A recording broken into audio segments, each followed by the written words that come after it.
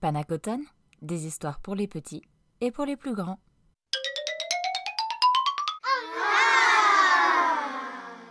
La souris et le chameau. Conte Touareg. De la souris et du chameau, lequel est le plus sage? La fable que disent les conteurs du désert nous en apprend beaucoup sur le monde animal. La souris est habile, rusée. Elle glisse entre les mains de l'homme et s'insinue chez lui sans qu'il s'en aperçoive. Elle grignote son pain, son fromage, ses objets, son matelas, son lit et lui ronge la vie. L'homme lui tend des pièges qu'elle joue à déjouer. Alors, l'homme tempête, tandis que la souris, impertinente en diable, provoque, nargue et panique la maîtresse de maison qui saute d'un pied sur l'autre en poussant de grands cris. Pour cette simple malice, souvent accorde-t-on au petit animal un regard attendri, voire un peu amusé, tant son dévergondage la présente finaude, ficelle, souvent brillante, et pourtant...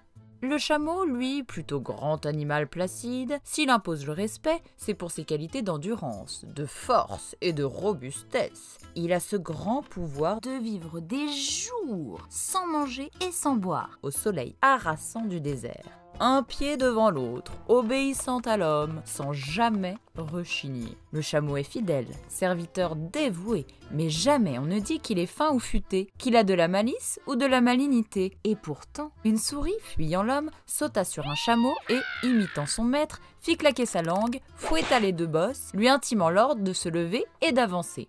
Le chameau ne dit mot et ébranla l'équipage. La souris, orgueilleuse, certaine de son pouvoir, fit des bonds de fierté sur la montagne de poils. Arrivé sur les bords d'un tout petit ruisseau, le chameau demanda à la souris de descendre, de passer devant lui, le tenir par la bride afin de le guider. « Souris, mon chamelier, montre-moi donc la route. Je ne suis que monture, toi tu sais le chemin. » « C'est que, dans ce ruisseau, je crains de me noyer. » Alors le chameau dit « Tout seul, jamais je ne l'ai fait.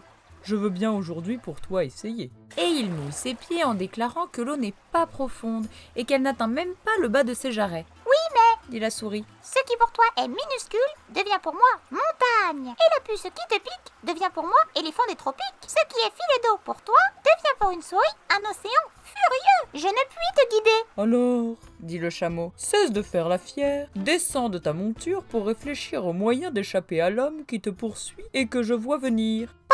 Dit la souris. « Je t'offre à genoux 1000 prières pour me faire traverser. J'irai par les monts et les dunes chanter tes louanges et dire que le chameau est le plus sage des animaux. »